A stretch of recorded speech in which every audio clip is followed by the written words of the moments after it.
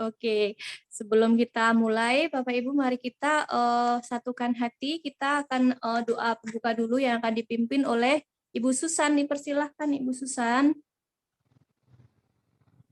Terima kasih Tuhan, kami bersyukur padamu, Engkau sungguh sangat dahsyat dan luar biasa.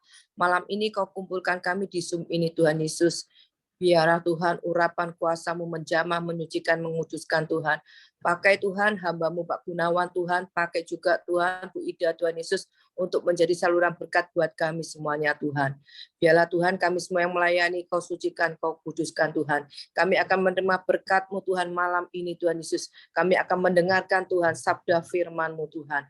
Biarlah teman-teman yang belum hadir Tuhan, kami percaya Tuhan, biar Engkau mengundang sendiri Tuhan Yesus sehingga karya-Mu yang ajaib. Kami percaya Tuhan, kami semua sudah diberkati dan mengucap syukur. Terima kasih Tuhan. Dalam nama Tuhan Yesus kami sudah terima berkat-Mu. Haleluya. Amin. Amin. Terima kasih.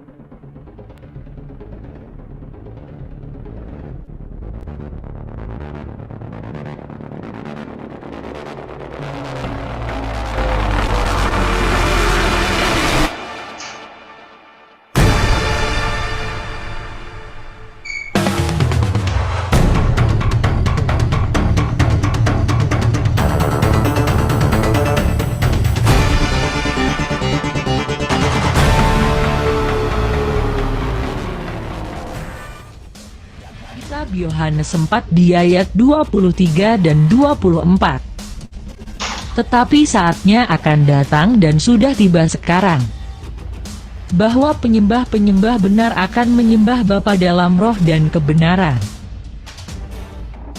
Sebab Bapa menghendaki penyembah-penyembah demikian. Allah itu roh dan barang siapa menyembah Dia, harus menyembahnya dalam roh dan kebenaran.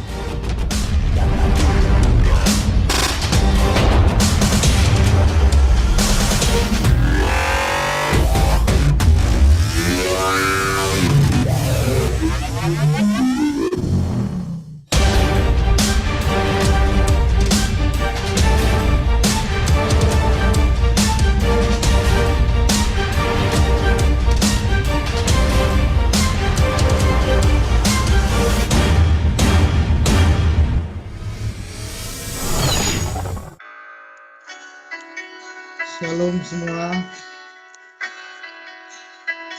Terima kasih Tuhan, Engkau baik. Kami datang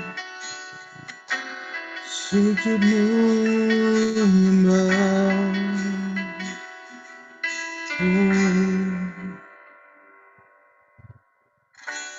Bapakku datang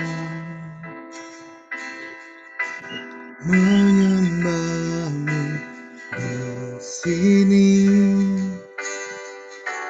Ku percaya Kau ada bagiku.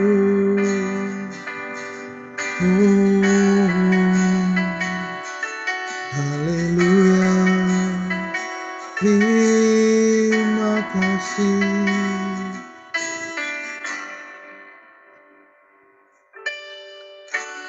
Bapakku datang menyembah-Mu di sini.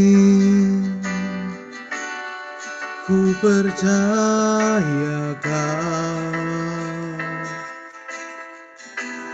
ada bagiku.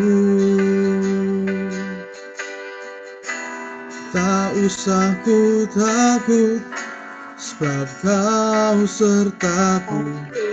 Tak usah ku bimbang, Kau di dalamku. Tak usah ku cemas, Kau penghiburku. Saat ku lemah, Kau kuatku. Ku nyanyi haleluya, ku nyanyi nyanyi haleluya, sungguh kau hebat, ajaib perkasa perbuatanmu. Oh, ku nyanyi haleluya,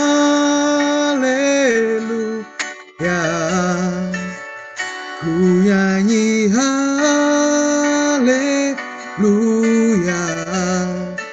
sungguh kau hebat, ajaib perkasa perbuatanmu. Di hidupku,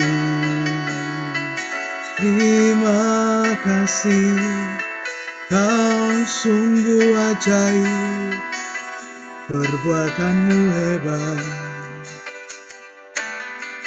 Oh, haleluya,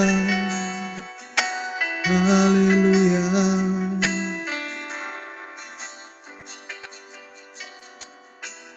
Tak usah ku takut, sebab kau sertaku. Tak usah ku bimbang, kau di dalamku. Tak usah ku cemas, kau penghiburku. Saat ku lemah, kau kuatku. Ku nyanyi haleluya, ku nyanyi haleluya, sungguh kau hebat, ajaib perkasa perbuatanmu. Oh, ku nyanyi haleluya,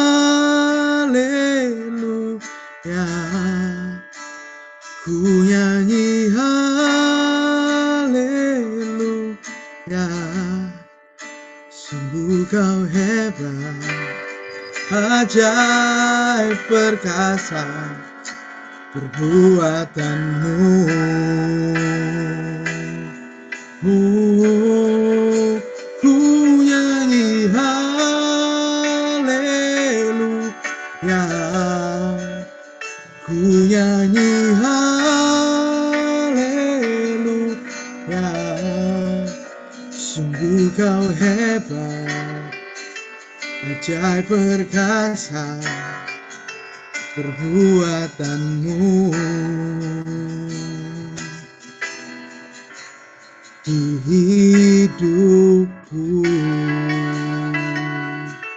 oh, kami tak takut Tuhan, sebab kau besertaku. Kami tak bimbang, kau penghiburku.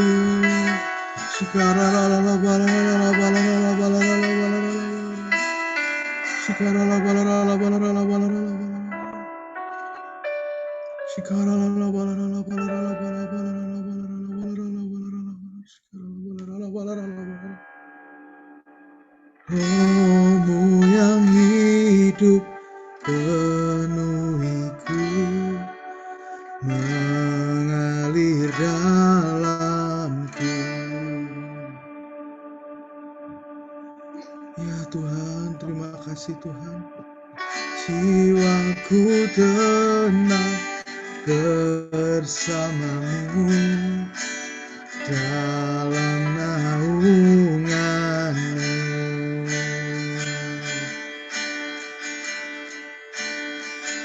Ku buka hati untuk jamahan-Mu, berserah penuh di hadirat-Mu. Kau ambil alih seluruh hidupku, di altar-Mu menyembah-Mu. Oh,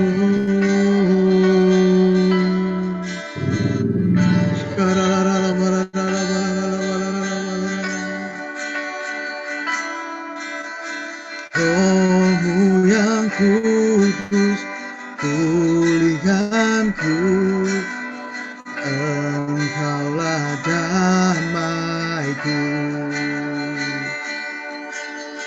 Ku hidup oleh anugerah-Mu yang menyertaiku, yang menyertaiku.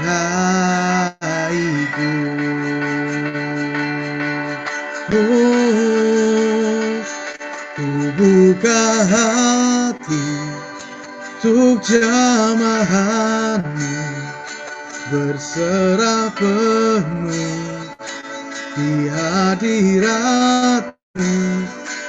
Kau ambil alih seluruh hidupku, di altar-Mu menyembah-Mu.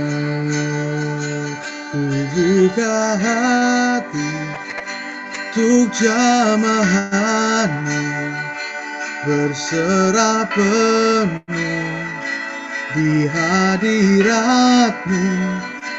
Kau ambil alih seluruh hidupku, di altar-Mu menyembah-Mu.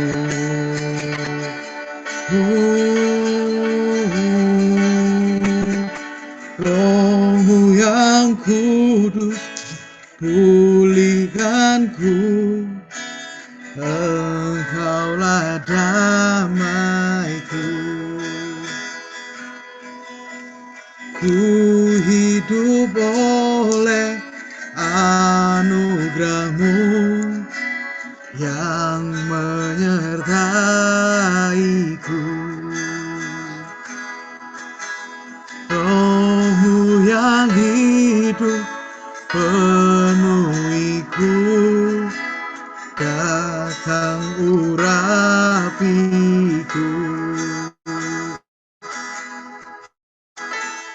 Ku siap terima kuasa-Mu, hidupku bagi-Mu.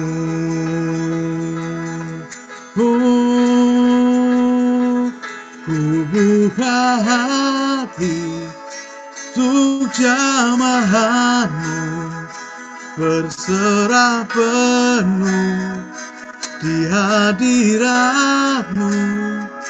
Kau ambil alih seluruh hidupku, di altar-Mu menyembah-Mu.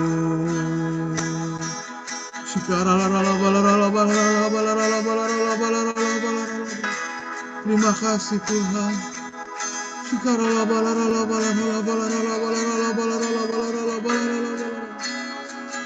Kau ambil alih seluruh hidupku, di altar-Mu menyembah-Mu,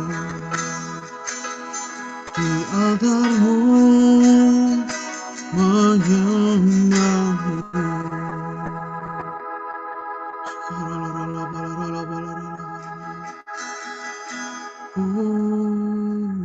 Terima kasih Tuhan, terima kasih Yesus. Puji Tuhan, saya kembalikan ke host untuk melanjutkan acara ini. Haleluya. Mari kita beri sambutan tepuk tangan yang luar biasa. Terima kasih Bro Erik yang sudah membawakan pujian dan penyembahan malam ini. Bapak Ibu, walaupun kita di online pasti tidak mengurangi rasa hadirat Tuhan di malam ini ya. Pasti kita setiap masing-masing merasakan lawatan sendiri.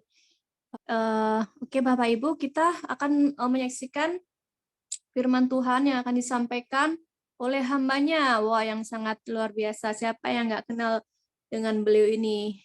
Dedi Gunawan atau Pendeta Gunawan. Dipersilahkan Dedi untuk waktu dan tempatnya. Shalom semuanya. Shalom. Lambaikan tanganmu, karena engkau adalah orang-orang yang diberkati oleh Tuhan Yesus. Ya. Baik, kita akan siapkan diri kita, mohon pimpinan dari Roh Kudus, baik hamba yang berbicara maupun yang mendengarkannya. Karena firman ini ada sesuatu yang paling penting dalam hidup kita, terutama hari-hari ini. Mari kita berdoa. Bapa Surgawi, tibalah saatnya hamba Kau pakai dalam segala keterbatasan hamba untuk menyampaikan isi hatimu kebenaran firman-Mu. Dan biarlah Tuhan, kalau kami taat untuk mendengarkan dan boleh menjalankan itu dalam hidup kami adalah orang-orang yang beruntung dan diberkati. Terima kasih Tuhan, sampaikan dengan bahasa yang sederhana, supaya kami mengerti dan oleh kuat kuasa Roh Kudus, kami melakukan firman itu dalam kehidupan kami. Terima kasih Bapa, sekali lagi urapi hamba dan setiap kami yang mendengarkan, dan Kau pakai alat-alat ini kami semua Tuhan, baik laptop, multimedia, cuaca, apapun, bahkan berikan kepada kami hati yang haus dan rindu kepadamu Tuhan, sehingga firman itu bukan sekedar teori, bukan sekedar pengetahuan, bukan hanya kisah-kisah belakang, tapi adalah sesuatu perintah-Mu, isi hati-Mu kepada kami, dan oleh karena kuat kuasa Roh Kudus-Mu, kami mampu melakukan itu dalam kehidupan kami. Sesuai dengan firman-Mu, iman tanpa perbuatan itu adalah mati, dan kami imani dengan perbuatan kami karena kami tahu kami adalah orang yang hidup dan dihidupi oleh firman. Terima kasih Tuhan, kami akan konsentrasi dan pikiran kami tertuju kepada firman-Mu. Terima kasih Tuhan, dalam nama Yesus kami berdoa dan bersyukur. Yang siap dengan firman Tuhan katakan, amin. Shalom saudara-saudara. Kenalkan, nama saya tetap tidak berubah, Gunawan. Kadang-kadang kalau di Tangerang dikenal nama Gunawan Cipro, Cilacap Probolinggo, umur di atas Cicap, semangat jigo, dan mungkin saya yang paling muda, karena saya baru berumur 76. Haleluya. Tapi puji Tuhan, kalau malam hari ini terima kasih kepada hambanya Ibu Susan yang baik, kalau saya dipercayakan, dan terutama bersyukur kepada Tuhan lewat Ibu Susan dan teman-teman yang lain, juga anak saya Michelle yang hari ini juga membawa dan acara dengan baik karena kemurahan Tuhan. Baik, saya akan membawakan seperti apa yang sudah disampaikan di flyer, ketaatan membawa berkat. Ketaatan membawa berkat. Tapi sebelum saya menyampaikan firman ini, pesan saya sekaligus menjadi dasar. Inilah selalu saya sampaikan sebelum firman Tuhan disampaikan, Amsal 13 ayat 13. Berbunyi demikian, siapa meremehkan firman, siapa meremehkan firman, ia menanggung akibatnya. Tetapi siapa taat akan perintah, siapa taat akan perintah akan mendapat balasan. Jadi saudara-saudara, ini memang bukan kebetulan, dan saya sering menyampaikan sebelum firman saya sampaikan, saya selalu berkata tentang Amsal 13 ini. Karena ada banyak orang-orang kita, baik yang di dalam atau yang di mana saja, dengar firman Tuhan, tapi selesai, ya, tidak berbuat apa-apa. Ya, jadi itulah yang justru saya selalu menekankan, selalu mengatakan, ya, siapa meremehkan firman akan menanggung akibatnya, tetapi taat akan perintah akan mendapat balasan. Sekalipun mungkin kita tidak terlampau mengharapkan balasan itu, tetapi ini otomatis. Ya, dalam hal ini saya akan mencoba menyampaikan firman yang kita coba diambil dalam konteks menjelang kelahiran Tuhan Yesus, ada satu peristiwa yang sungguh-sungguh sangat ya memprihatinkan. Bagaimana tentang kronologis kejadian menjelang Tuhan Yesus dilahirkan. Dan itu terambil dari Matius 1 ayat 18 sampai 25. Tolong bisa ditampilkan di layar, Elis. Matius 1 ayat 18 sampai dengan ayat 25. Boleh Opa, sebentar ya. Nah, tadi kan saya udah pesan. Itu tentang judulnya Kelahiran Yesus Kristus. Dan ini sungguh-sungguh sangat relevan firman yang kita baca ini, terutama karena kalau kita secara almanak dunia yang membuat, tanggal 25 sudah dekat, dan ini kita berbicara tentang peristiwa seputar menjelang Tuhan Yesus dilahirkan. Lewat satu peristiwa bagaimana Yusuf dan Maria itu.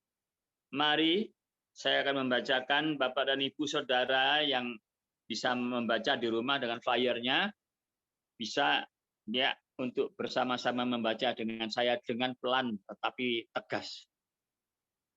Adapun perikop kita di Matius pasal 1 tadi ini dari ayat 18 sampai 25, Alkitab memberikan judul Kelahiran Yesus Kristus. Ayat ke-18 demikian bunyi firman Tuhan. Kelahiran Yesus Kristus adalah seperti berikut. Pada waktu Maria ibunya bertunangan dengan Yusuf, ternyata ia mengandung dari Roh Kudus sebelum mereka hidup sebagai suami istri. Karena Yusuf suaminya seorang yang tulus hati dan tidak mau mencemarkan nama istrinya di muka umum, ia bermaksud menceraikannya dengan diam-diam. Tetapi ketika ia mempertimbangkan maksud itu, malaikat Tuhan nampak kepadanya dalam mimpi dan berkata, Yusuf anak Daud, janganlah engkau takut mengambil Maria sebagai istrimu, sebab anak yang di dalam kandungannya adalah dari Roh Kudus. Ia akan melahirkan anak laki-laki dan engkau akan menamakan dia Yesus. Karena dialah yang akan menyelamatkan umatnya dari dosa mereka. Ayat yang ke-22. Hal itu terjadi supaya genaplah yang difirmankan Tuhan oleh Nabi. Sesungguhnya anak darah itu akan mengandung dan melahirkan seorang anak laki-laki dan mereka akan menamakan dia Immanuel, yang berarti Allah menyertai kita. Sesudah bangun dari tidurnya, Yusuf berbuat seperti yang diperintahkan malaikat Tuhan itu kepadanya. Ia mengambil Maria sebagai istrinya, tetapi tidak bersetubuh dengan dia sampai ia melahirkan anaknya laki-laki dan Yusuf menamakan dia Yesus. Sama-sama katakan amin. Ini suara saya dapat ditangkap dengan jelas atau bagaimana? Amin, sangat jelas, Dedi. Oke, terima kasih. Jadi saya sebelum menguraikan ini, Alkisah di sebuah sekolah di Amerika, ya, itu sekolah SD akan merayakan Natal. Dan di dalam perayaan Natal itu mereka dipimpin oleh seorang ibu guru mengadakan satu drama Natal seputar kelahiran Tuhan Yesus. Oleh guru itu dipilih satu persatu, siapa yang menjadi Yusuf, siapa yang menjadi Maria, siapa yang menjadi yaitu orang Majus dan lain sebagainya. Dipilihlah. Kemudian diumumkan nanti mereka akan mengundang wali murid dan siswa SD sekolah ini akan memperagakan, menampilkan yaitu drama Natal. Bukan kebetulan di sekolah itu ada anak namanya Wali. Wali itu anaknya gede. Dia paling gede, sangat gede kelas itu. Dan lama dia tidak pernah naik sekolah. Sehingga naik kelasnya tidak bisa naik sehingga dia tetap termasuk siswa abadi. Karena memang agak kurang pinter. Begitu dia mendengar, si Wali mendengar ada drama. Kemudian dia itu ngomong sama mamahnya, Mama, Wali mau ikut drama, Mama. Ngomongnya gitu ya, namanya anak juga tidak sempurna. Mamanya bilang, Wali, kamu mau jadi apa? Kok ngomongnya aja begitu susah gitu. Nggak mau, Mama, pokoknya aku mau ikut drama, Mama. Tuh, ibunya ya tidak menanggapinya. Tapi dia tiap hari merengek-rengek. Wali mau ikut drama, Mama. Wali mau ikut. Tuh, si Walinya ngomong begitu. Lama-lama mamahnya kan jadi pusing. Kemudian dia dengan sangat berat hati menemui ibu gurunya. Bu guru, saya mamanya Wali. Oh, Wali ya. Kenapa? Itu Wali itu pengen sekali ikut main drama. Loh, main drama? Sudah dipilih semuanya ya. Dan nanti kalau Wali main jadi apa? Ya Bu Guru, dia merengek ya. Ya sudahlah, kalau gitu saya tak pulang. Kemudian mamanya pulang kasih tahu sama Wali. Wali, semua pemainnya sudah lengkap. Itu dan kamu tidak bisa main. Wali merengek sambil nangis-nangis, tapi namanya anak gede kurang pinter ya otomatis dia kan ya begitulah namanya anak kurang sehat, kurang normal. Nggak mau, Mama. Aku mau ikut. Mama, nggak mau ikut, Mama. Udah, mamanya balik lagi ke tempatnya ibu guru yang memimpin acara drama itu. Bu guru, saya ini bingung. Tiap hari dia itu teriak-teriak nangis, minta main, ikut drama. Tuh. Akhirnya gurunya ngomong gini, oh ya saya ingat. Wali akan saya jadikan penjaga penginapan. Itu nanti. Gitu. Panggil sini Wali. Wali, kamu datang dipanggil sama Bu Guru. Senang Wali berangkat. Kemudian gurunya ngomong, kamu di situ tugasnya cuma mengatakan 3 hal. Dan kamu berdiri saja di pintu tidak keluar. Nanti 3 hal itu ngomongnya begini ya. 3 kali itu. Nanti Yusuf ngomong sama kamu Wali. Ya Bu Guru. Nanti begini ya Wali. Nanti Yusuf ngomong begini. Kalau dia ketuk itu tok. Ya. Saya minta kamar. Misalnya dia ngomong begitu. Kamu hanya bilang tidak ada kamar bagimu. Cuma itu aja. Pokoknya Yusuf tanya, kamu jawab tidak ada kamar bagimu. 3 kali ya. Ya Bu Guru. Kemudian dimulai hari H itu. Seluruh wali murid datang penuh sesak di tempatnya hallnya sekolah itu. Kemudian drama ditampilkan satu persatu. Ya. Kemudian sampailah kepada si Wali yang dia sedang posisinya akan posisi di dekat pintu situ. Dan datanglah Yusuf mengetuk pintu itu.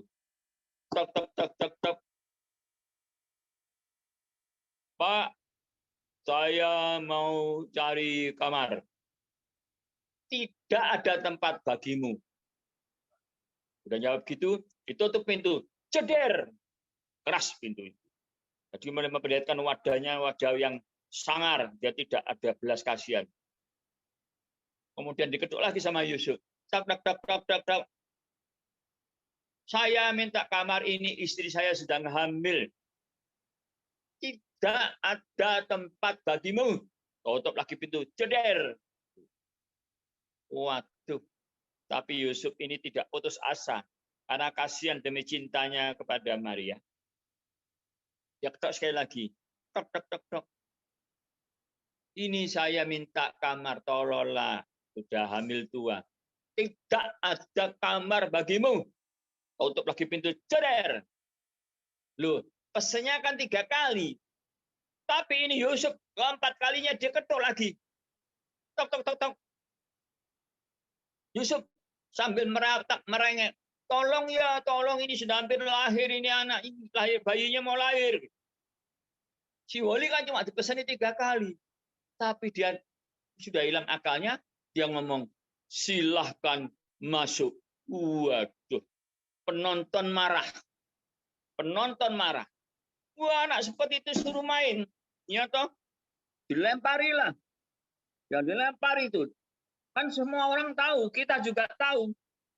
Di Lukas 2 ayat 7 berkata, dan ia melahirkan seorang laki-laki, anaknya yang sulung, lalu dibungkusnya dengan lampin dan dibaringkannya di dalam palungan. Karena tidak ada tempat bagi mereka di rumah penginapan. Lah kok ini boleh ngasih penginapan itu gimana, saudara? Tapi kita bisa melihat, ya. Kemudian ini gurunya, wah bingung. Wah ini dipesani 3 kali kok ini yang sekarang jawabnya begitu. Silahkan masuk. Ya, gurunya keluar. Saudara-saudara tenang, tenang. Saya percaya, ya, kalau saudara posisinya seperti Woli, ya, saudara akan menerima kehadiran, terutama akan menerima dalam hati saudara. Kalau Yesus mau lahir dalam hati saudara-saudara. Amin. Ya, amin saudara-saudara. Ya, tepuk tangan untuk Woli. Selesai. Saudara, dari kisah ini kita bisa melihat bagaimana tentang ketaatan dalam kisah dari Matius 1 tadi itu. Padahal si Yusuf itu sendiri kan pengen menceraikan dengan diam-diam. Lu Anda bisa bayangkan dalam kisah tentang bagaimana di hukum yang ada di Alkitab bagi orang Yahudi pada zaman dahulu itu. Kalau seorang wanita hamil tanpa suami, itu sudah dianggap berzina dan itu nanti bisa dilempari batu, dibunuh dia. Namanya jatuh. Ya. Tapi pada waktu dia berpikir menceraikan, meninggalkan dan lain sebagainya, itu malaikat berkata kepada Yusuf, jangan, jangan. Tadi kita bisa membaca dari kisah Matius tadi kan, bagaimana ini adalah Roh Kudus. Nanti dia dikatakan Immanuel. Dan dia yang lahir nanti akan menyelamatkan. Saudara-saudara, ketaatan daripada Yusuf itulah yang membawa berkat tidak untuk saudara dan saya, tapi bagi seluruh umat manusia di dunia. Dia akan menyelamatkan setiap orang yang percaya karena Yesus lahir untuk kita, orang-orang yang berdosa. Dan ketaatan itu dimulai dari kisah bagaimana Yusuf, ya, dia melakukan hal yang sungguh-sungguh bagi dia berat, ya. Jadi saudara-saudara, untuk ketaatan itu memiliki beberapa syarat, ya. Pertama, sesuai dengan Matius 16 ayat 24. If any man will come after me, let him deny himself and took up his cross and follow me. Setiap orang yang mengikut aku, dia harus menyangkal diri dan memikul salib dan ikut Tuhan Yesus, ikut aku. Jadi saudara-saudara, syarat yang utama bagi kita yaitu kita harus bisa menyangkal diri dan memikul salib untuk taat kepada Tuhan Yesus. Amin, saudara-saudara. Itu yang pertama. Dan kenapa yang kedua? Kenapa harus taat? Karena Allah pencipta. Kita adalah orang-orang yang diciptakan. Makanya kita ini harus taat kepada Sang Pencipta. Saya tidak akan menguraikan terlalu panjang satu-satu. Tapi saya percaya kita semua tahu dalam hal ini. Ya. Dia menyatakan dirinya sebagai Bapa dan kita diakuinya sebagai anak. Kalau kita sebagai anak harus taat kepada bapaknya, itulah yang mau dalam hidup ini aja sudah jelas. Bagaimana ibu-ibu melihat anak-anak yang taat kepada bapaknya. Itulah menjadi ketaatan, yang menjadi keharusan. Masa taat kepada orang lain? Kan nggak masuk akal. Dari taat kepada bapaknya, kepada penciptanya yang mengajak kita, memanggil kita sebagai anaknya. Dan kita tahu kenapa kita harus taat.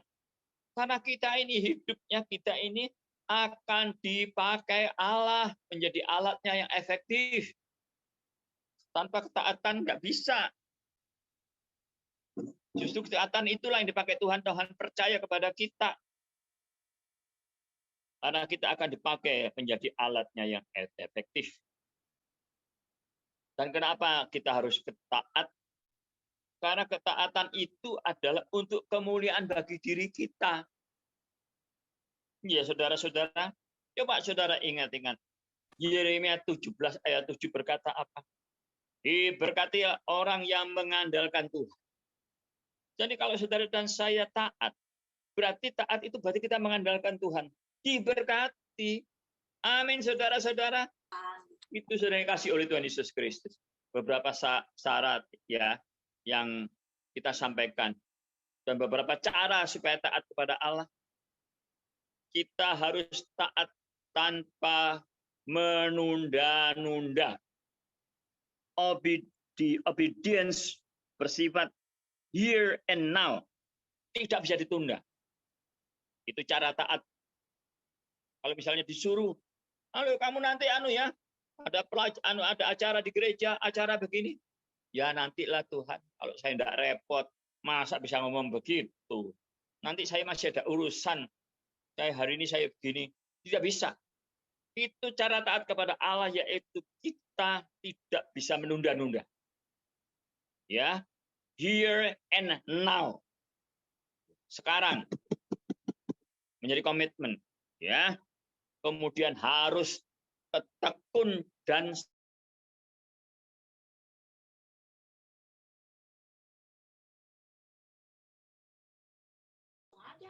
Gua kan tahu lu siapa dulu. Halo.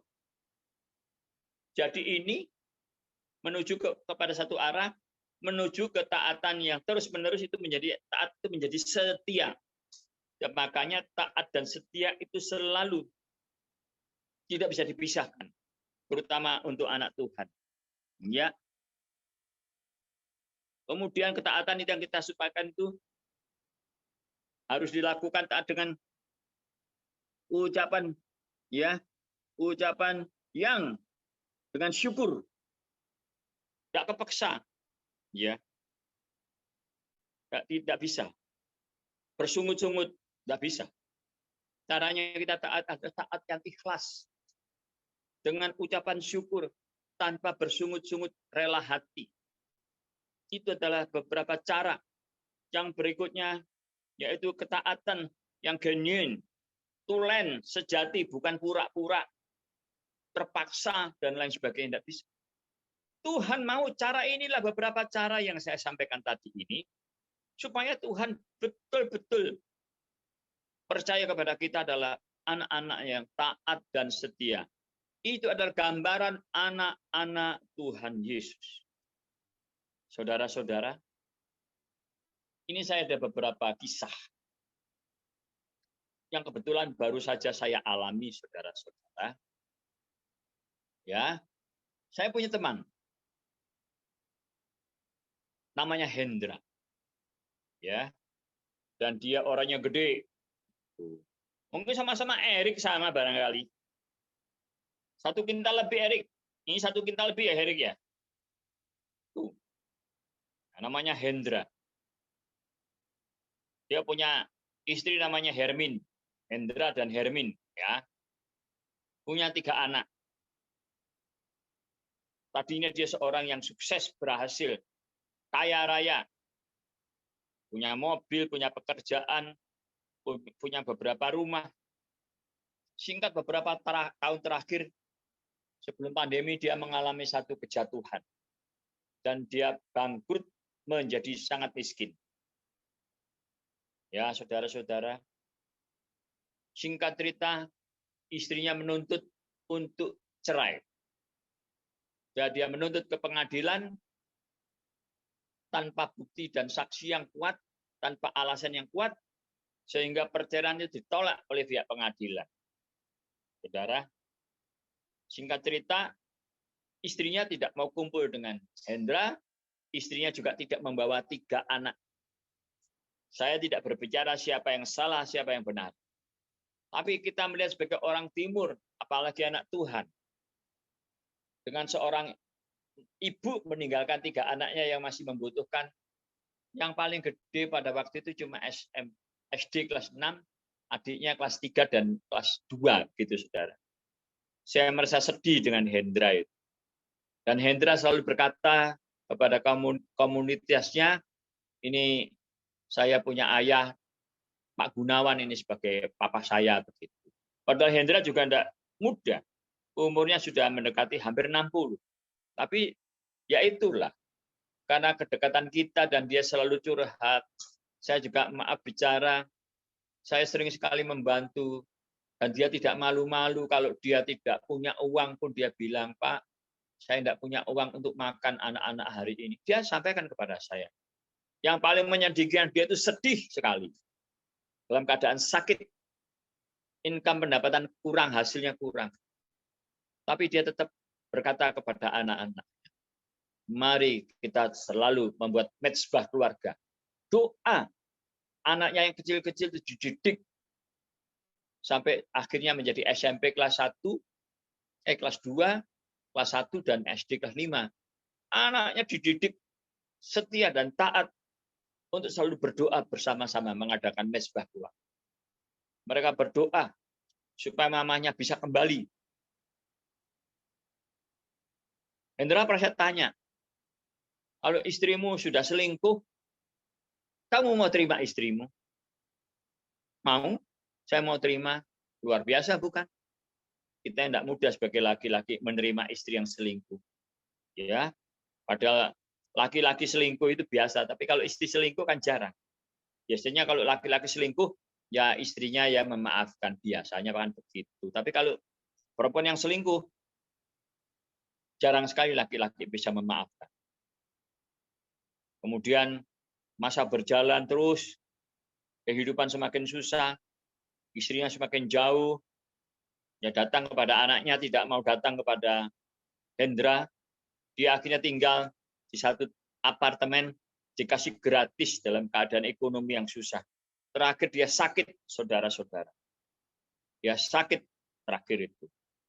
Sering sakit dan sering mules. Karena dilihatnya oleh dokter ini sakitnya parah. Jalan aja susah. Pada satu hari istrinya datang. Dia datang membawa anak kecil.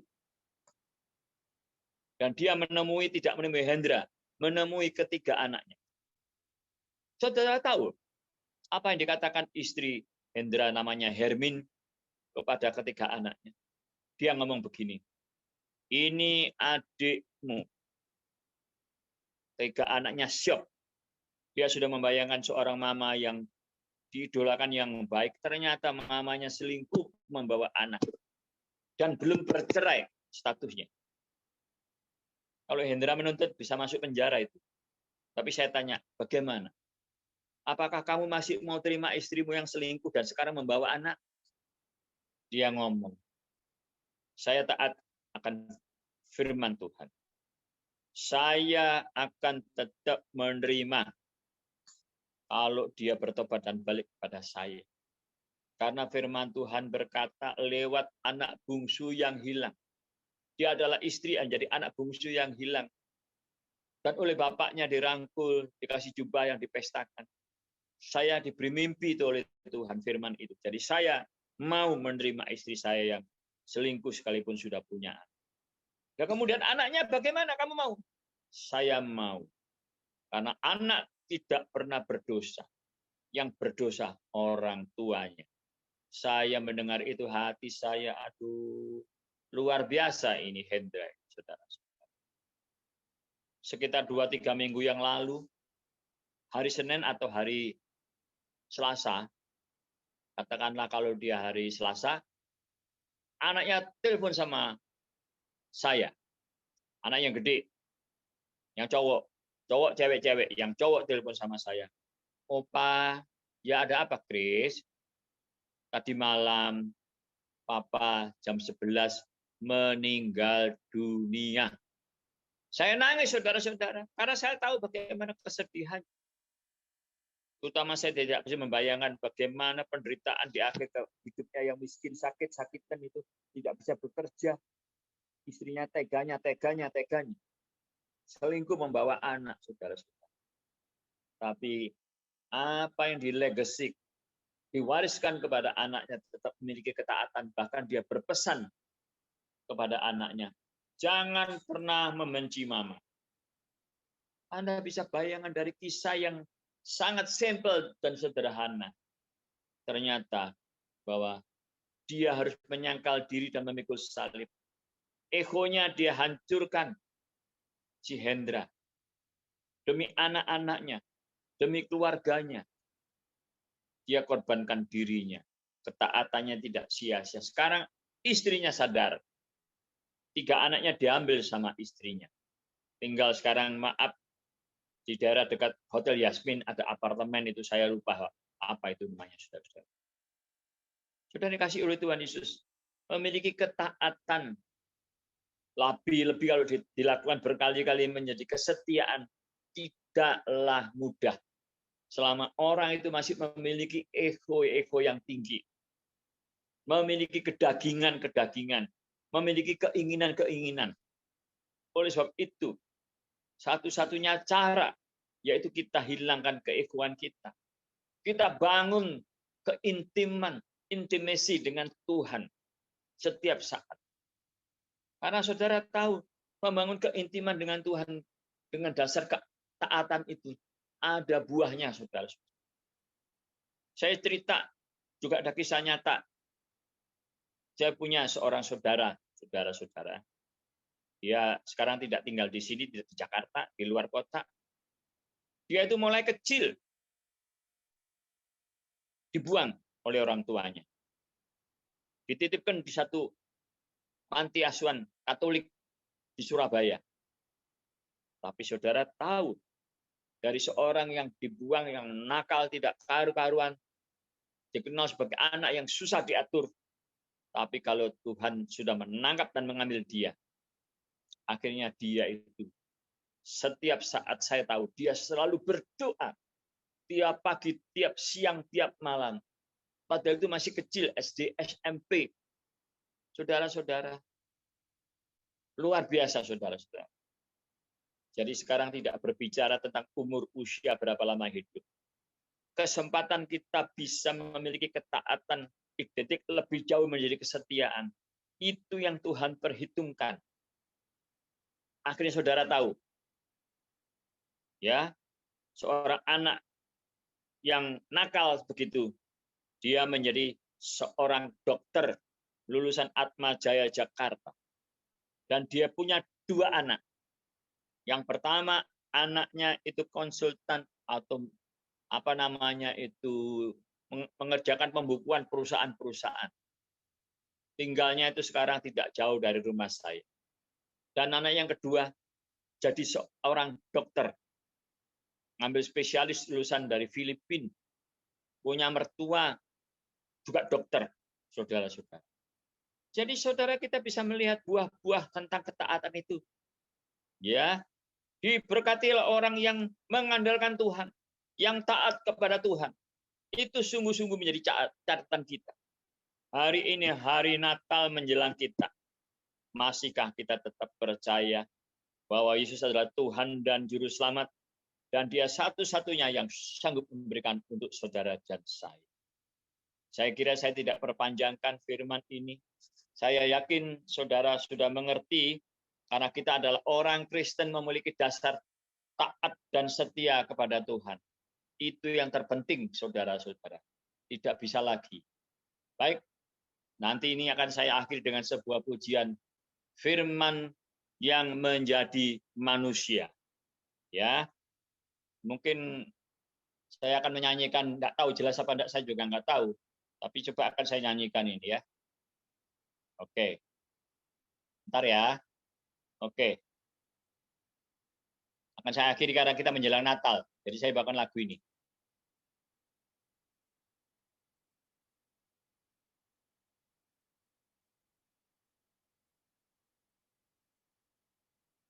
Ya, firman yang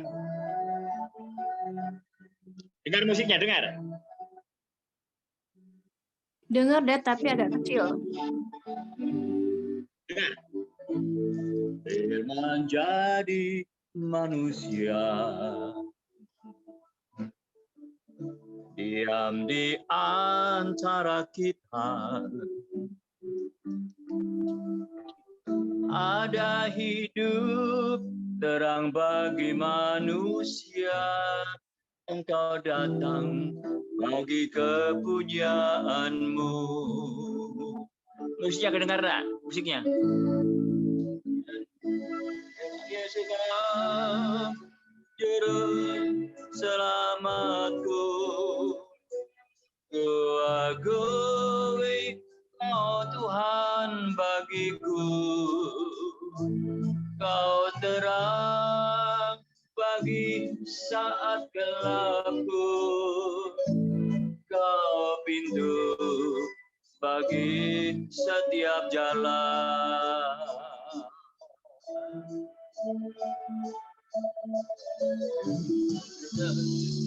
Menjadi manusia, diam di antara kita, bagi manusia. Engkau datang bagi kepunyaanmu. Yesus, Kaulah juru selamatku, ku akui Kau Tuhan bagiku, Kau terang bagi saat gelapku, Kau pintu bagi setiap jalan.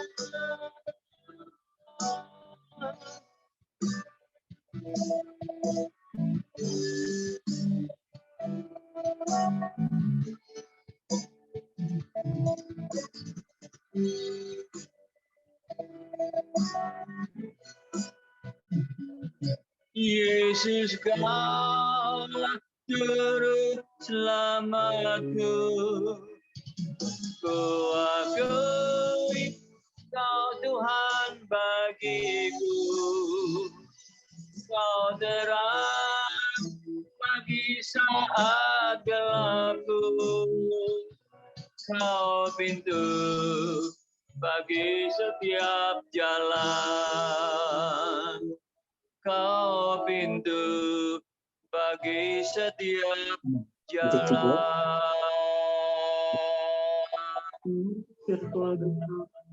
Amin. Mari kita berdoa. Bapa Surgawi yang baik, hamba-Mu selesai berbicara. Selebihnya Engkau yang beracara, untuk oleh karena kuat kuasa Roh Kudus-Mu, memampukan kami tidak hanya sekedar mengerti, tetapi mengaplikasikan firman itu dalam kehidupan ini, karena tahu firman-Mu ya dan amin, dan kami Kau pakai menjadi alat-Mu yang efektif dan berguna, supaya kami juga membawa berkat bagi masyarakat orang lain, sebab sesuai dengan firman-Mu, jadikan semua bangsa menjadi murid-Ku. Itu bagian kami, dan kami mau taat Tuhan akan perintah-Mu, terutama melalui secret prayer ini Tuhan. Kami mau taat menjadi berkat karena Engkau sudah memberkati kami. Terima kasih Tuhan Yesus, Kau tambahkan jiwa-jiwa ambil bagian supaya secret prayer menjadi alat-Mu yang efektif, menjadi alat-Mu, kepanjangan-Mu untuk boleh menyampaikan kabar baik. Dan kami yang mendengarkan diselamatkan karena hanya lewat Tuhan Yesus kami kabarkan itu menjadi bagian tugas yang Tuhan berikan kepada kami. Terima kasih Tuhan Yesus, dalam nama Yesus kami berdoa. Amin, amin, amin. Saya kembalikan kembali. Wow, amin, amin. Luar biasa, terima kasih. Wah, Bapak Ibu, terima kasih yang masih standby dan baru masuk juga, baru join. Dan hambanya Dedi Gunawan atau Bapak Pendeta Gunawan, luar biasa. Kalau boleh saya cerita sedikit ya, Det, bahwa siapa dulu ini yang menerima firman dan mendapat berkat atas yang beliau sampaikan. Bapak Ibu, ayo kita buka kamera dulu. Kita sebentar lagi mau foto keluarga. Ya, boleh saya cerita bahwa ketaatan membawa berkat itu luar biasa yang disampaikan beliau, bahwa beliau ini menyampaikan firman bukan karena asal ibaratnya cuman ngomong doang ya, Dedi ya. Saya sangat salut banget dengan seusia beliau itu. Bapak Ibu kalau boleh saya itu cerita, beliau itu masih pelayanan sampai keluar kota, sampai mana-mana dengan sukacita, tanpa pamrih, luar biasa. Saya lihat, saya pengen, Tuhan saya mau juga dong, walaupun jangan sampai nunggu tua terus kita menjadi berkat seperti itu, tapi saya pengen nanti sampai tua pun tetap seperti itu, jangan menunggu kita ditegur Tuhan ya, Dedi ya. Luar biasa beliau ini pelayanannya di mana-mana, dan nanti juga kita akan bersama Secret Prayer akan melayani juga di Siloam ya. Dan boleh saya itu ya kasih bocoran ya, yang teman-teman mungkin mau ikut berpartisipasi untuk menjadi berkat, boleh, untuk mungkin kita akan berbagi di situ, nanti akan membagikan cinta kasih kita di Natal itu, akan menghibur atau memberikan sedikit penghiburan untuk para pengunjung nanti, Dedi ya, bersama kita Bu Susan dan Secret Prayer semua dan yang tim semuanya. Beneran saya itu bukan mengalem itu bukan memuji, tapi memang benar-benar beliau itu wow, luar biasa. Jadi kita bukan cuma ngomong-ngomong aja, tapi memang kita harus benar-benar melakukan yang benar-benar bisa menjadi berkat. Wow, luar biasa. Terima kasih Bapak Dedi Gunawan atau Pendeta Gunawan, luar biasa. Dan thank you so much untuk Bapak Ibu, dan ada tangga sebelah, wah Pak Andreas, terima kasih yang bantu share. Teman-teman dibantu share juga untuk biar jadi berkat. Ada Pak Edi juga, salam Pak Edi, Bu Cindy juga, terima kasih. Luar biasa Pak Daniel, terima kasih nih teman-teman saya yang di sebelah, luar biasa, thank you so much. Ini yang luar biasa lagi juga, Ibu kita yang sudah menjadi berkat walaupun sudah berusia tidak semuda kita, tapi wow, ini kalau boleh dikasih, saya kasih bocoran, ini albumnya di YouTube di mana-mana, wah luar biasa. Ini Ibu Ida Denga, saya panggilnya Tante ya biasanya karena beliau ini ceria selalu. Oke, kita akan mendengarkan kesaksian beliau. Kita dengarkan, silakan Tante Ida. Oke, selamat malam semuanya. Shalom Bapak Ibu. Terima kasih untuk kesempatan yang diberikan.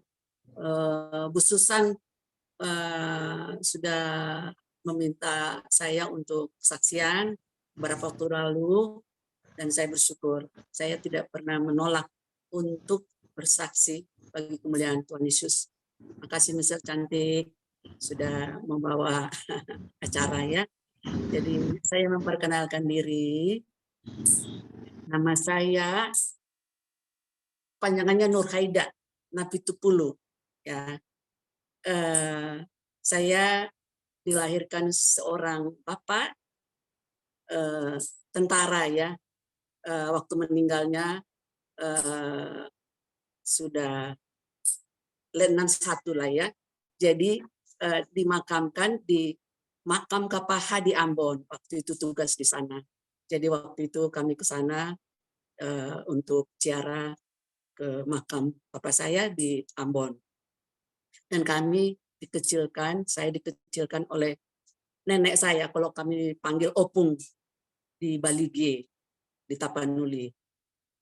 Nah saya kemudian pindah ke Medan, ke mama saya, dan sebelumnya saya mau memberitahukan kalau papa saya itu meninggal tahun 57, jadi umur saya 5 tahun dia meninggalkan kami.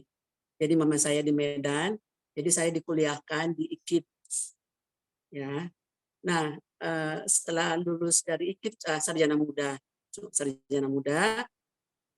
saya melamar di perusahaan PT Arun di Bechtel di Lok Semawe Aceh Utara. perusahaan ini adalah dari Amerika yang mengelola sebuah sumur LNG di Loksmawe. Jadi 3 perusahaan bergabung, Mobil Oil, Pertamina, dan Jilko dari Jepang,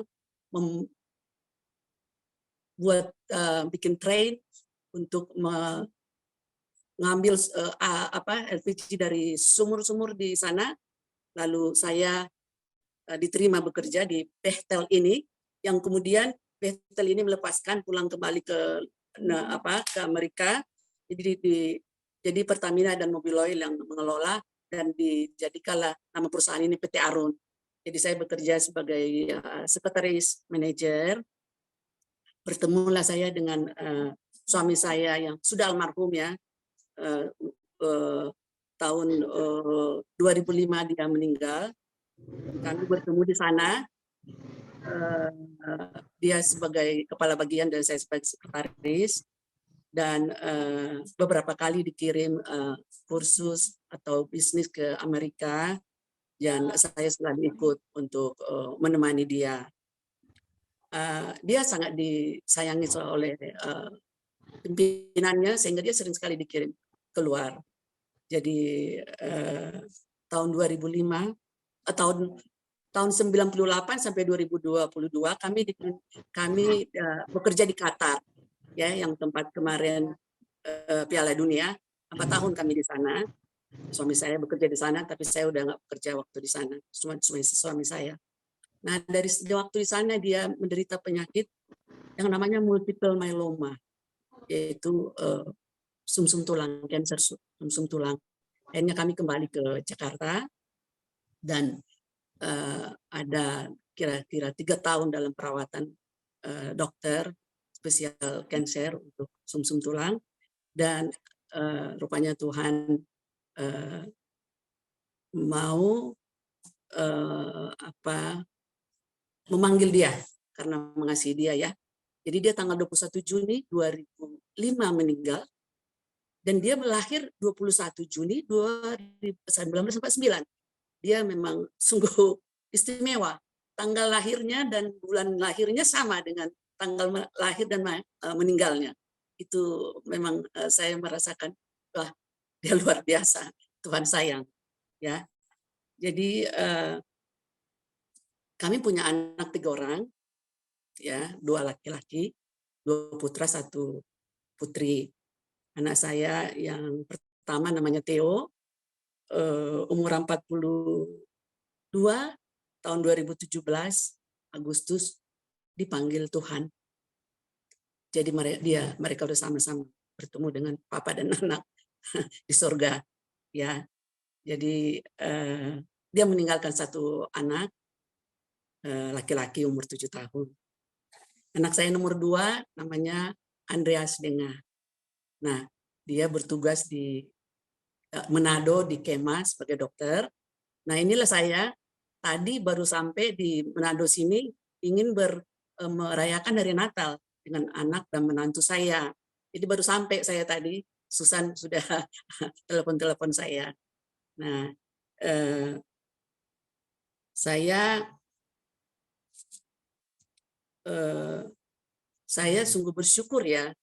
Dan anak saya yang ketiga, Putri, sudah 2 tahun menikah, dan bersyukur dia ada bersama-sama dengan saya. Jadi saya ada teman di Jakarta. Tuhan menghibur saya dengan keberadaan saya, dan dia memampukan saya. Saya curhat, ya. Jadi pengalaman hidup saya begitu. Saya orangnya melo, sorry. Nah, jadi saya curahkan itu semua di dalam lagu. Apa yang saya rasakan. Dan saya suka hafal ayat firman Tuhan. Mazmur 23 saya hafal bahasa Indonesia, bahasa Inggris. Mazmur 121 saya hafal, dan saya jadikan lagu. Bukan saya, ya. Tuhan yang memimpin. Saya tidak mau, bukan karena kehebatan saya. Saya bilang, Tuhan, saya nggak mau meninggikan diri saya, karena semua itulah dari Tuhan. semua kemampuan itu semua dari Tuhan. Dan saya bersyukur saya sudah kurang lebih 50 lagu dan saya tulis dan saya bikin di YouTube. Nanti kalau Bapak Ibu melihat namanya Ida Dengah Napitupulu, silahkan lihat, subscribe, like dan share ya. Nah, saya lagu itu 2010 lagu saya ada 11 lagu direcord sama producers Benny Simanjuntak dan satu lagi Takahu Tagalog. Dan dia penyanyi-penyanyi seperti Maria Kalista, Putri itu menyanyikan lagu saya.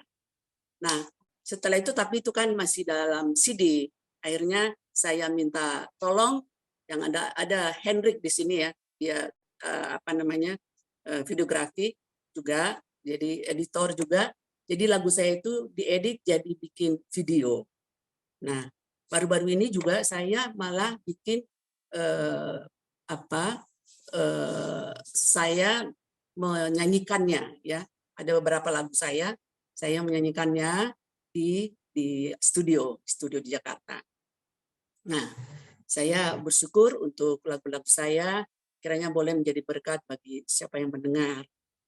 Nah, saya akan menceritakan lagi bagaimana saya bekerjanya bukan seperti ibu-ibu, bapak ibu yang mungkin melayani. Saya hanya mengkoordinir suatu WA group dari perusahaan waktu saya bekerja. Mereka udah di mana-mana, yang di Jakarta, yang di Medan, di Palembang. Tapi saya mengkoordinir itu sehingga waktu dulu sebelum COVID selalu ada pertemuan kami. Kadang di rumah saya, kadang di rumah yang lain, bikin pertemuan.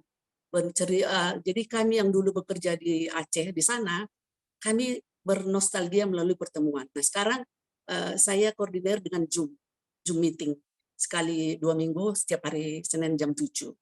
Nah dan terus terang aja saya kalau saya tidak mengerjakannya mereka nggak ada. Saya bilang enggak, cuma Bu Ida yang ini yang bisa diandalkan. Jadi kalau saya bilang saya nggak bisa ini bagaimana kalau kita untuk mencoba menggantikan saya karena saya merasa saya udah umur 70 tahun loh Bapak Ibu, tanggal 9 Juni yang lalu dirayakan.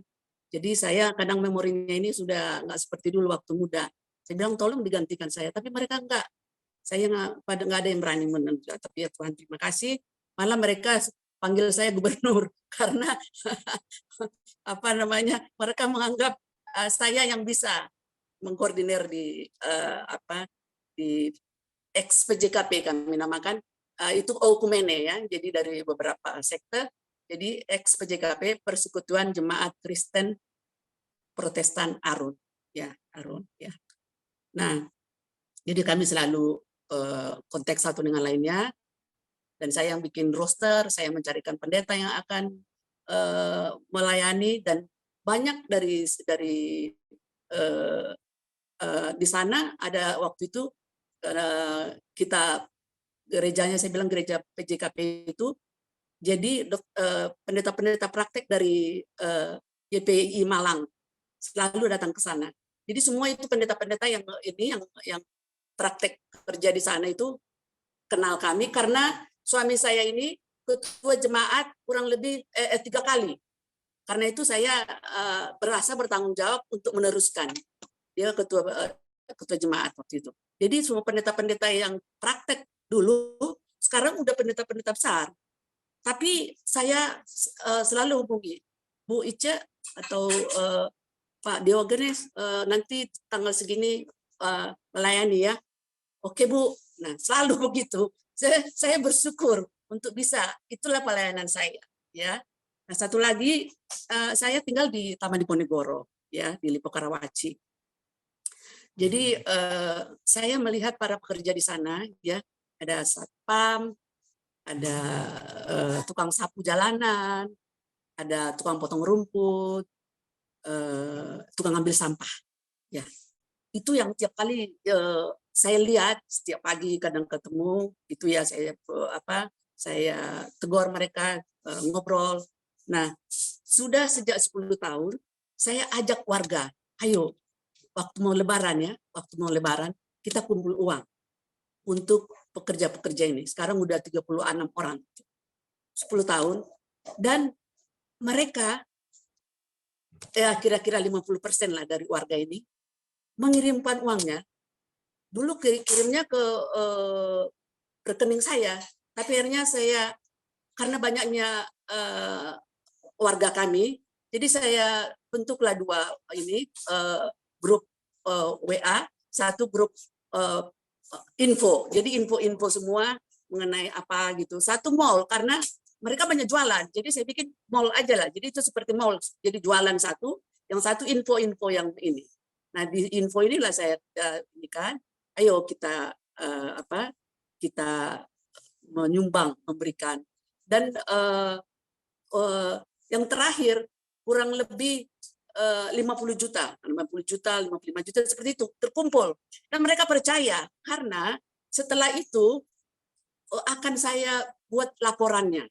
Jadi udah saya di admin, jadi ada saya bikin admin mall itu saya ajak 3 orang ibu-ibu nemanin saya, jadi 4 orang kami admin. Di info ini juga 4 orang, 1 orang bapak, 3 orang ibu. Nah, tapi saya yang koordinir semua dan mereka selalu akrab gitu ya. Jadi waktu mengumpulin uang ini, yang info ini ya, admin info ini, teman saya ini menghitung uangnya, lalu nanti membagikannya sesuai dengan lamanya mereka bekerja. Jadi satpam berapa, jadi nggak asal begitu. Jadi kita tahu, oh ini ada teman saya itu paling tahu, oh ini orang baru ini tahu. Jadi tahu, kenal semua. Dan itu semua akan dibagikan di depan rumah saya di garasi situ. Saya panggil nih satpam. Nah, mereka sip-sipan, nanti yang sip 1 datang. Terus yang tukang sapu jalanan udah itu dan kumpul itu. Kalau udah jam berapa saya ini waktunya jam segini itu. Dan itu semua saya kasih uang, tanda tangan semua. Biar yang nggak bisa tanda tangan pakai jempol semua itu. Nah, saya fotokopi itu semua dan juga pemberian. Orang-orang yang beri itu tidak saya tetapkan. Jadi ada yang kasih 200, ada 300, ada yang 1 juta, ada yang 2 juta. Ada beberapa dokter di tempat kami. Jadi kalau saya mau pergi misalnya pas mau liburan, ada orang yang mau liburan ke Amerika, terus pas pada saat itu langsung dia bilang, Ibu Ida, saya mau ke Amerika, saya kirimkan dulu ya uangnya untuk THR. Aduh, bukan main mereka percaya. Jadi begitulah, saya merasakan sesuatu kebahagiaan dengan melihat ini mereka ini kalau ketemu saya, tidak ada lagi bang satpam itu. Waktu baru terima itu, terus dia bilang, Bu Ida, tahun depan lagi ya. Saya bilang ini kasih kerja ini, tahun depan harus saya lakukan lagi. Tahun depan lagi ya Bu, jangan lupa ya, sampai sebegitunya mereka. Jadi kalau mungkin Bapak Ibu datang ke Taman Diponegoro, mungkin tanya mana rumah Ibu Ida, pasti mereka kasih tahu ya. Jadi saya bergaul dengan mereka pagi-pagi, jalan pagi, saya sapa mereka. Jadi malah saya pernah datangin ke rumahnya, ada yang sakit itu bapak itu TBC gitu, saya datangin, saya kumpulin uang berapa, saya kasih, saya bawa ke rumah mereka. Jadi ada beberapa yang saya kenal. Jadi saya bangga bergaul dengan orang-orang kecil itu. Jadi itulah pelayanan saya Bapak Ibu. Dan hiburan saya ya kalau orang lihat, aduh kehilangan 2 kekasih saya bilangnya. Tapi saya merasa Tuhan sangat memberkati. Dengan saya bisa mencurahkan hati saya dengan membuat lagu. Dan saya tahu Tuhan yang pimpin. Kadang-kadang saya bisa bikin lagu seperti kemarin di pantai, hanya sampai setengah jam, nggak sampai 1 jam bisa saya buat lagu itu. Tapi ada satu lagu sampai setahun nggak jadi-jadi. Jadi saya baru bilang bukan saya, jadi Tuhan yang pimpin. Saya nggak bisa bilang oh saya mau bikin lagu ini, enggak. Jadi ada satu lagu itu lama sekali. Aduh ini kapan ini Tuhan kok nggak jadi-jadi. Tapi ada waktunya sebentar aja. Nah itulah. Jadi saya bersyukur dengan itu saya menciptakan lagu dan saya menyanyikannya juga. Ya, jadi saya bisa meresapi apa karena saya membuat lagu itu saya resapin apa kata-katanya itu. Jadi itulah saya. Terima kasih Bu Susan sudah memberikan waktu bagi saya untuk bersaksi.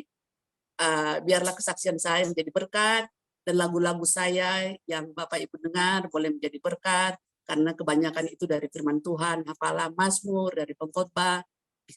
biarlah menjadi berkat bagi yang mendengarkan dengan membuka YouTube saya, Ida Dengah Natupul. Terima kasih, terpujilah nama Tuhan Yesus. Terima kasih Bapak Ibu yang hadir. Haleluya.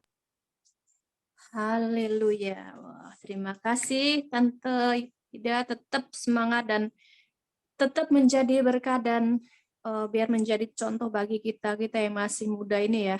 Masih muda. Maksudnya benar-benar saya selalu dengan orang-orang yang sangat luar biasa ini, kayak wow, kadang kesini ibadah di sini ada kebaktian, ada baksos, ada beliau luar biasa, kayak tertegur gitu kita tuh sebagai yang masih muda dan masih kuat. Banyak yang masih kuat itu tapi males-malesan, kadang kalau nggak ditampar sama Tuhan nggak maju itu. Nah, nanti kita pasti ada pertanyaan, gimana sih atau apa sih kiat-kiatnya supaya masih dalam usia yang tidak muda gitu tuh, tapi masih benar-benar semangat melayani Tuhan dan nggak pantang menyerah. Oke, Bapak Ibu, saya kasih waktu untuk bertanya atau apapun untuk beliau, untuk Bapak Pendeta Gunawan atau dengan Ibu Ida ya. Ayo, ini ilmunya sangat mahal loh kalau kita kursus, waduh. Ayo boleh, siapa ya Bapak Ibu? Jangan Saya Michelle. Oh, Ibu itu ya, Ibu Novi. Iya. Oke. Tapi maaf saya nggak bisa open kamera ya. Maaf ya. Oke, silakan. Mau tanya atau apa? Gimana sama siapa Ibu Novi? Sama Ibu atau Tante Ida Dengah. Ya. Oke. Halo, malam Tante. Saya Selamat Novi. malam. Maaf nggak bisa open kamera Tante. Iya, saya tahu nih wajah Novi. Oh, terima kasih. Ya. Saya tertarik banget dengan kesaksian Tante ya. Tapi saya tergerak mau tanya, Tante kan pencipta lagu gitu. Apa Tante juga bisa menguasai satu alat musik yang benar-benar Tante buat? Oh iya, benar. Jadi saya main gitar dan keyboard. Nah, kalau saya tulis lagu itu, bikin bait itu langsung saya ambil gitar saya. Langsung ambil gitar. Jadi nggak seperti itu aja. Ambil gitar, saya rekam. Beberapa kali saya rekam, setelah bagus baru jadi dengan gitar saya. Ya, walaupun hanya beberapa kunci, tapi bisalah saya menguasai kunci yang beberapa ini. Sehingga lagu saya memang harus. Jadi waktu saya itu jadi nggak langsung tahu lagunya dan langsung saya rekam gitu. Jadi karena saya kan nggak ingat lagi kalau langsung satu kali itu. Tapi kalau saya buka lagi, oh ya lagunya seperti ini. Baru saya pelajari, saya perbaikin. Begitu. Oh, jadi keyboard juga bisa, Tante? Keyboard, ya. Tante Saya bisa. keyboard saya. Cuman waktu kemarin itu rusak keyboard saya yang saya sangat sayangi. Nah, itu yang saya memang rasa kehilangan. Bagus. Itu teknik dari mulai di Aceh dulu kami tinggal saya beli, bagus. Tapi itu bagaimana dia rusak. Itu rasanya saya menangis waktu itu. Ya, saya pakai keyboard. Tante bilang kan kebanyakan lagu-lagu Tante tuh liriknya dari Alkitab ya Tante ya? Iya, betul. Banyak dari Alkitab.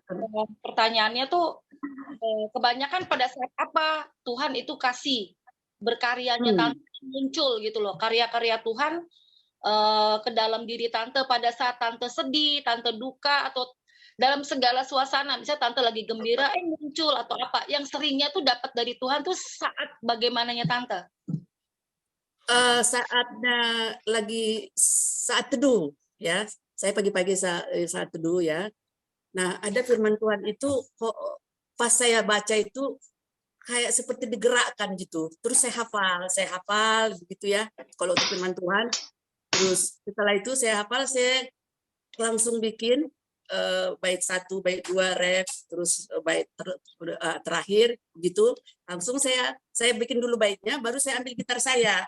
Apa yang bagaimana keluar itu ya Tuhanlah yang pimpin. Langsung saya ambil HP saya record gitu. Malah saya kadang-kadang ini kok bisa ya lagu yang dulu-dulu gitu ya. Kok bisa tercipta seperti itu, tapi saya yakin Tuhan yang pimpin. Begitu. Jadi ada juga saat sedih saya tuliskan gitu kan. Saya gembira saya tuliskan. Jadi saya suka selalu di saya itu saya bawa pulpen sama ini buku kecil gitu. Jadi kadang-kadang seperti di pesawat tadi tuh saya mau coba tapi nggak konsentrasi gitu kan. Jadi saya nggak bisa paksakan. Sebenarnya di pesawat tadi tuh waktu mau kesini kan mau bikin apa ya?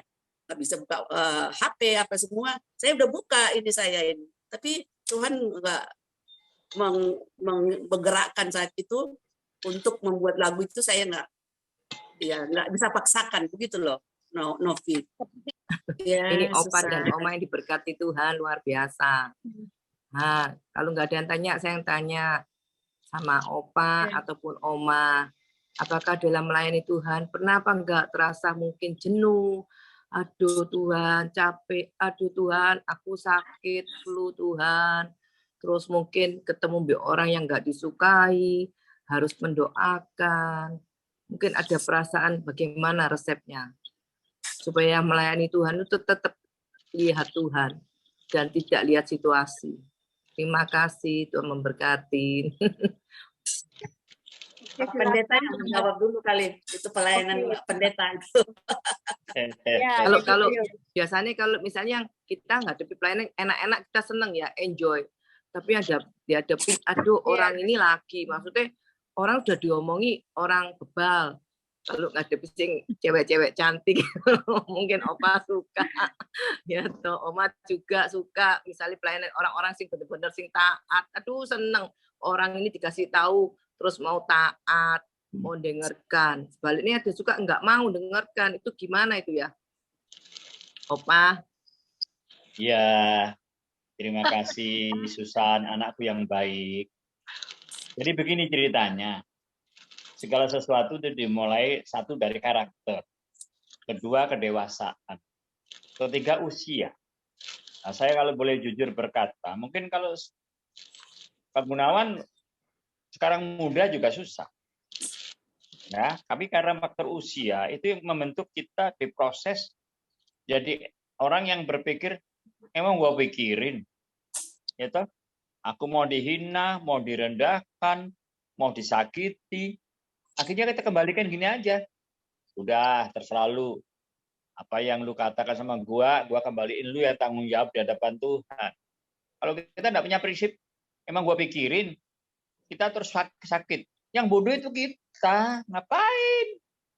Gitu loh, kalau buat aku begitu. Ya enggak? Ngapain orang marah sama kita? Kita ngapain mesti marah? Orang jahat sama kita ikut jahat. Kan goblok di hati kita. Tapi itu tidak semudah itu. Semua itu Tuhan. Ya, kalau soal sehat dan lain sebagainya itu ada beberapa faktor. Mau awet muda lah, mau sehat, apa itu dimulai dari genotip dulu. Jadi kita punya dasar basic tubuh kita ini mulai muda udah kayaknya dari sononya secara apa ya? Secara rasio itu dari pihak papa saya itu saya memang diberi asupan makanan-makanan yang bagus. Jadi kita punya sel-selnya itu sudah bagus, itu lebih dulu awalnya. Baru berproses yang kedua, bagaimana kita menghadapi situasi hari-hari ini ke depan. Nah, kalau kita pola hidupnya salah ya percuma. Kalau pola hidup kita ngawur, acak-acakan, ya suka mabuk-mabukan, minuman keras ya salah lah. Jadi bolak-balik itu berkaitan ada asal awalnya sampai kepada secara fenotip yang sekarang itu begitu. Itu bicara tentang sehat. Dan memang bukan kebetulan saya bersyukur bahwa semua itu saya sombong, tapi yang saya sombongkan adalah Tuhan Yesus. Kalau bukan Tuhan nggak bisa. Ya toh apalagi kita ini kan kalau nggak matikan daging kita, matikan ego kita. Ya. Jadi saya paling suka kalau ada orang itu, teman-teman saya kemana-mana cari saudara. Kemana-mana saya pergi cari teman. Saya sedikit share kemarin ya, saya cerita aja. Saya kemarin ke Jogja. Ya, ke Jogja belum berapa lama, baru sekitar seminggu atau 10 hari yang lalu. Saya duduk makan di sekitar Malioboro. Ada yang kasih tahu itu udah pengamen itu bisa lagu-lagu macam-macam begitu. Saya datang. Dia bilang apa? Dari Surabaya, khususan. Podo Surabaya nih. Akhirnya ngomong-ngomong. Saya nimbrung aja, saya ikut nyanyi di jalan sama dia, ngamen 2 lagu. Emang gue pikirin. Yang penting kan kita membangun satu komunitas, kita jadi baik. Jadi itulah salah satu resep Oke. kita. Nggak pakai gengsi-gengsian. Yang kita kebahagiaanku kalau bisa membahagiakan orang lain. Ibu Ida, itu Ibu Ida. Betul. Betul, Pak. Ya. Bisa di atas, bisa di bawah. Iya. Ya mau ketemu dengan Nah, Tuhan pengamen yuk. harus bisa Tak di ceritain segala tadi aku banyak situasi. sharing. Begitu lihat orang hamil jual tisu, aku naik motor, aku balik aku puterin lagi. Di rumah banyak tisu tapi tetap beli. Cuma 15.000. Nanti ada orang ngemis. Ya, kita biasanya kan tidak perhatian, tapi aku belajar. Orang ngemis lu mau makan, layanin aja. Orang ngemis kasih makan. Nah itu loh yang sekarang ini nggak tahu, semua itu Tuhan lah. Kita dikasih kasih seperti itu. Ya enggak? Ya itu aja saya kira nggak Tapi terlalu sulit. bukan hanya Tuhan aja, Pak. Kalau misalnya Tuhan suruh tapi kita nggak mau juga nggak bisa. Jadi saya lihat memang Makanya. karakter dari Opa sama Oma ini memangnya udah punya ketulusan. Jadi kalau orang punya tulus, hati baik, lihat orang tuh nggak tega. Ya, padahal dia nggak minta, malah menjadi dipercaya. Itu loh sulit. Jadi dihargai oleh anak-anak. Saya percaya mungkin Oma sama Opa ini dihargai anak-anak luar biasa. Ya. Amin. Ini waktu masih banyak, mungkin kalau nggak ada liburan, holiday, ataupun kemana-mana, ayo setia. Tiap Selasa, nanti Selasa depan itu saya jadi pembicara, dan ada satu kesaksian yang luar biasa mengenai autoimun. Ya, bagaimana orang autoimun disembuhkan Tuhan. Dokter tidak bisa menjawab, tetapi kuasa Tuhan. Selasa ya, boleh datang ya. Michelle, lanjut Michelle. Iya. Ya. Susan. Oke, Bu Baik. Susan. Oke, itu tadi pengumuman sekalian ya. Bahwa Selasa kita akan ada Zoom lagi yang pembicaranya Bu Susan dan ada kesaksian juga dari Bu Debbie. Oke, cukup sekian ya Ibu Susan ya. Kita tinggal Doa penutup sama doa berkat dari ya, Om Gunawan. doa penutup dan doa berkat. Mari anak-anak Tuhan yang sangat luar biasa dan sangat diberkati. Kita akan mengakhiri acara kita malam hari ini dengan penuh sukacita dan kita semua sudah diberkati. Marilah kita juga akan menerima berkat Tuhan kepada kita. Tuhan memberkati engkau dan melindungi engkau. Tuhan menyinari engkau dengan wajahnya dan memberi engkau kasih karunia. Tuhan menghadapkan wajahnya kepadamu dan memberi engkau damai sejahtera. Mari kita mengangkat tangan kita menerima berkat Tuhan. Kiranya damai sejahtera daripada Allah Bapa, kasih sayang daripada Tuhan Yesus Kristus, serta penghiburan dan kekuatan daripada Allah Roh Kudus menyertai kita sekalian sekarang dan sepanjang masa di dalam nama Tuhan Yesus Kristus yang diberkati. Mari sama-sama katakan Amin. Amin. Amin. Amin. Terima kasih banyak buat